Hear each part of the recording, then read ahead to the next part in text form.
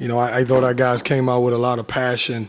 We set the tone on the defensive end. I thought we did some really good things. I know we're going to talk about the fact that we scored 99 points. I'm proud that we were able to turn them over 20 times. I thought we did a great job keeping them in front.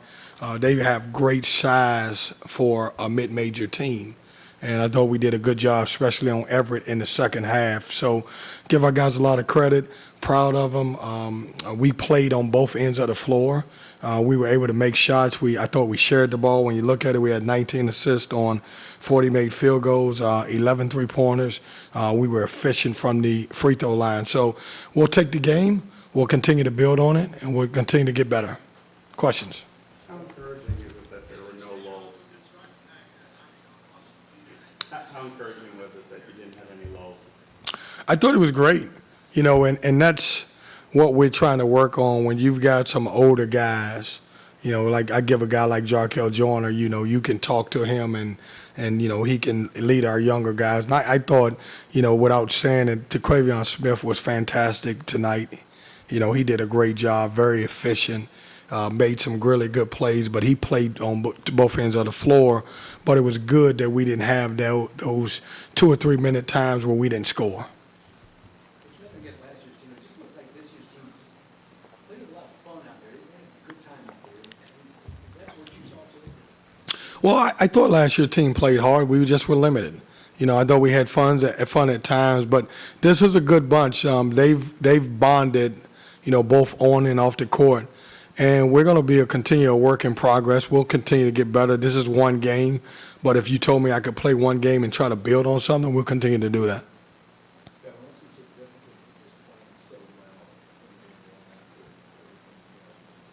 I thought it was great. This is the toughest game, in my opinion, in college, the first game of the year. I don't care who it is around the country. It's so tough, no matter who you're playing against, because you just don't know. And, you want to get off to a good start, which we did. I thought we played well, which is great, but you can't say that for everybody. So it's tough. And I've been on the other side of it at the first game where we were able to squeak away with a win, but we didn't play well. I thought everything went as we planned tonight. Talked a lot about the bigs, obviously coming in, being a little bit more offensive so far this season. What were your thoughts on Sean and DJ Burns, the way they played tonight? Man, they were great. I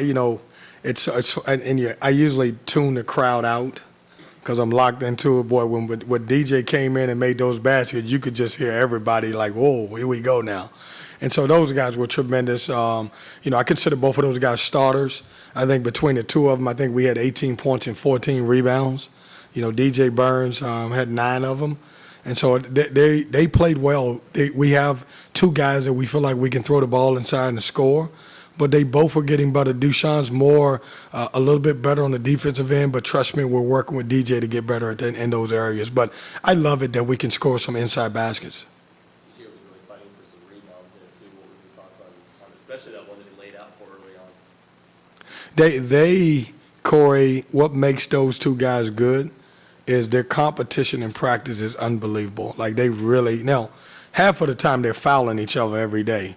But at the end of the day, they really make each other better. And DJ's playing hard. I'm proud of him because one of the knocks on him is that he couldn't rebound the basketball. He can score. I thought he did a good job defensively and rebounding the basketball. Coach, talk to us about how Jarkel set a new career high for assists with 8.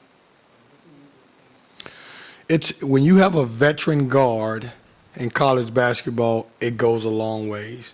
And, I know we talked about, what Jarkel did tonight. He had 18 and 8 and only 2 turnovers as much as he had the basketball. But he just works so hard. He puts so much work in every day, and he'll drag someone into the gym tomorrow. Like, we're off.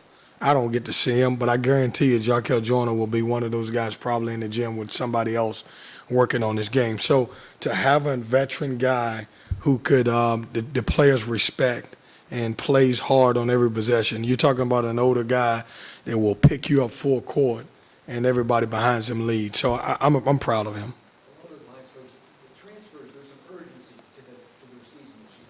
Do you think that'll filter down to the other guys too as the season goes on and it would help them motivate those guys?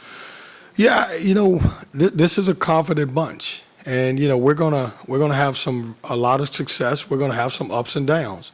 But at the end of the day, I think because they're veterans, we won't stay in that moment for a long time. I think those guys are able to fight through some adversity and everything else. And, it's good to have older guys. College basketball, it's been proven, if you got older guys, you have a lot more success. And we just happen to have some veteran guys this year. Coach, it's just one game, but it's obvious that Abraham and Smith really gel together. They combine for 44 points, 13 assists.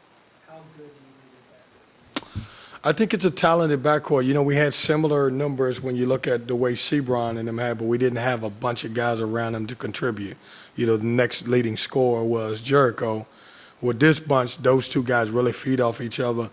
I can move either one of them to the 1 and 2. We're playing Terquavion a little bit more at 1 at times, but they both have a supporting cast where they don't have to take so many bad shots, and I think that's what helps them. They have jailed.